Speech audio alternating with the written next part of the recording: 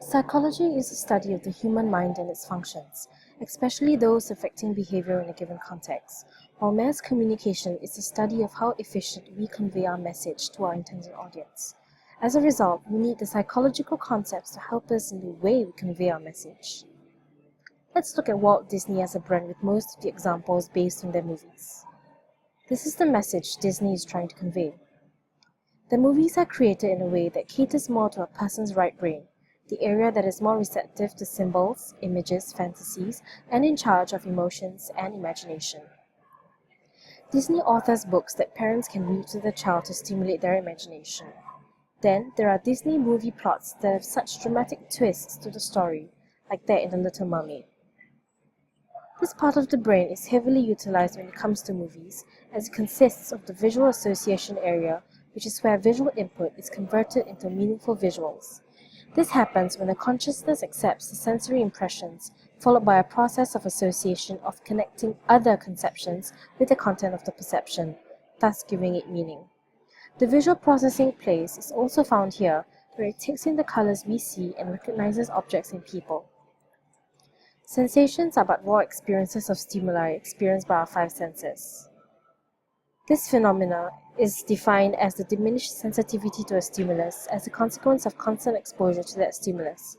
For example, the constant vibrant colors in Atlantis City will wear on the audience after some time, and the Little Mermaid will hence receive lesser attention. Disney addresses this point by developing a movie ride that is all sensory. In this case, the audience is able to watch the movie but experience some of the key sensations the characters would have felt, like droplets of water in their faces when Donkey sneezes. This ensures that no one's senses are overused. Perceptions are meaningful sensory experiences after the brain processes and combines the sensations. Top-down processing is more evident in the recent Disney movies, whereby our expectations and beliefs come into play when forming our perceptions. For example, The Princess and the Frog. Princesses are expected to be white and hence beautiful, and then marry a white prince to portray a typical happily ever after. Princess Tiana is an African-American princess, and, based on the expectation that beautiful princesses are white, she is seen to be plain and ugly. In addition, based on the belief that happily ever afters are achieved when white princesses marry a white princess, Princess Tiana marrying a white prince was not considered to be happily ever after. This is a learning process that occurs when two stimuli are repeatedly paired. A response which is at first elicited by the second stimulus is eventually elicited by the first stimulus alone.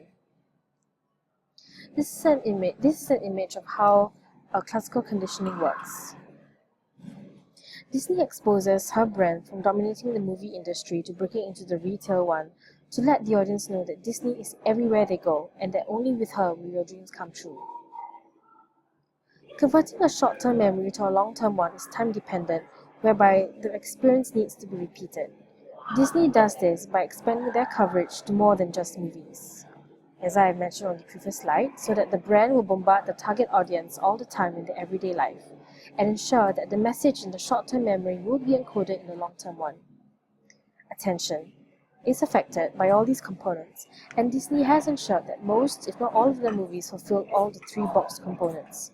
So once again, we have used Disney as an example to show why psychology is important in conveying messages and hence important to our students studying mass communication.